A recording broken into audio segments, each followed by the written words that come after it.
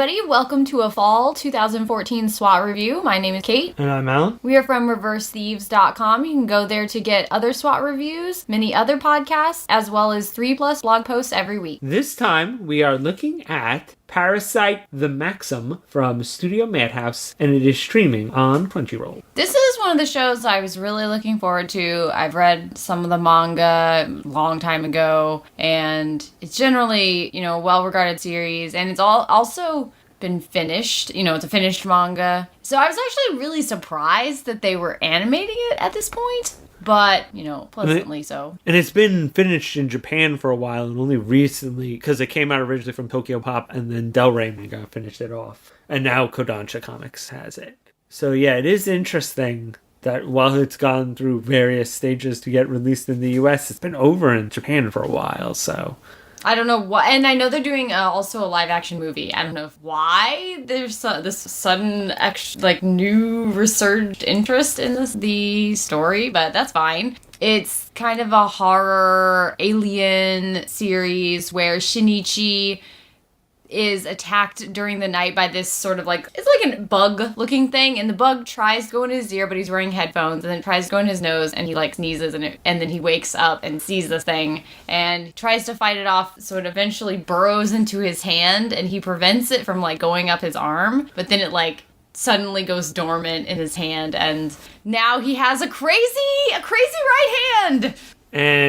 But it's not idle hands or anything like that. But yes, other of this parasite's species have taken over various other creatures and people, and they are going around and eating people as well. Yeah, there's a string of murders and dismemberment going on in the greater region. The first episode, I thought that the way they jumped around was weird with the pace, because it starts off after Shinichi has gotten the parasite, so... unless you don't really know what's going on. He's his parents are hey, did you find that weird snake? And he's just acting really weird, and he goes to school, and his hand is he's just so out of it. Then it flashes back to what happened the night before, and then gets you up to speed. Then at the end, it's 2 days ago, and then it jumps 2 days ago to explain when the alien parasite things landed on. I don't know. I just thought that it felt choppy in that way. I think they could have just done it straight, and it would have been better. Yeah, it didn't seem like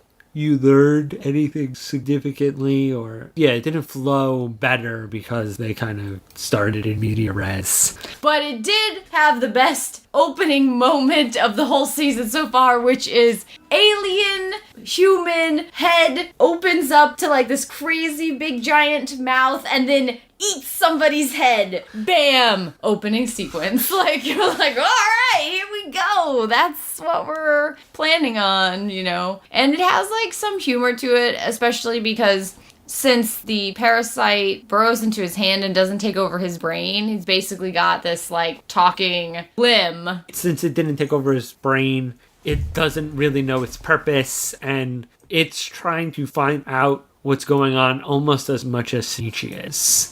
And, it's reading stuff when he's asleep and sending him on missions, trying to either contact one of his own race and, find out what's going on, or just investigate the world and try to find some kind of purpose.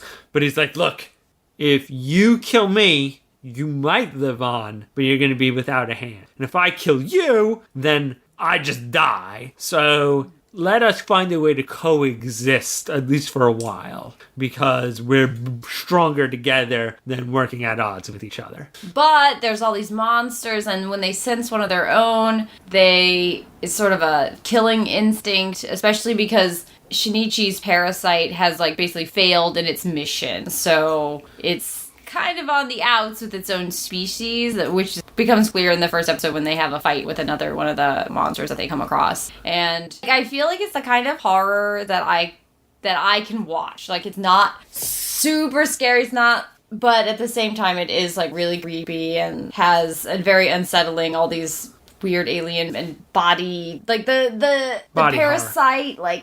it like does all kinds of crazy things with his hand. It's so weird. It kind of reminds me of the sort of body horror you see in later Claymore chapters, if you ever read the manga past where the anime is. But it starts off with that, as opposed to Claymore kind of growing into that.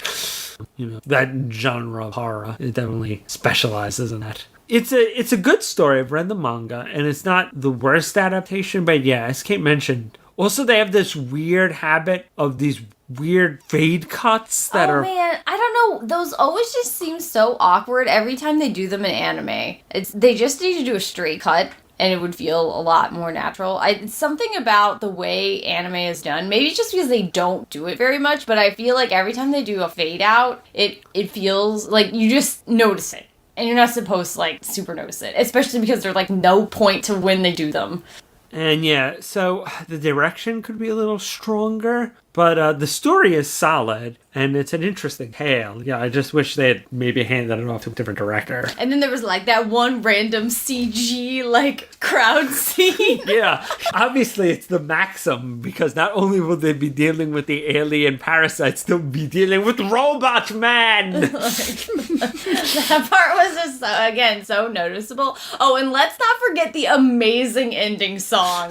What the hell was that? It was like, happy families in the town, going and doing stuff. Isn't life grand? Everything's great. And then the next episode preview is murder, death. And then it's like, doodly-dee. It's like this really kind of light and bright little ending song. It almost has pastels. It does.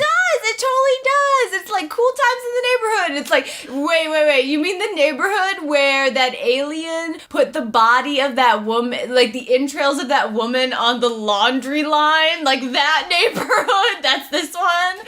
And then the next episode is called Demon of the Flesh. Whatever. What the hell is this ending? And it had like a Berserk style next episode preview. After like, so everybody in the town is happy. It's like, that's because they're all about to die. I don't know what decision, again, some weird decision making. I feel like I know the story and I'm feel like sticking with it, but and I think it has enough in the first episode to grab you. It has some weird decisions. All right, see you guys next time.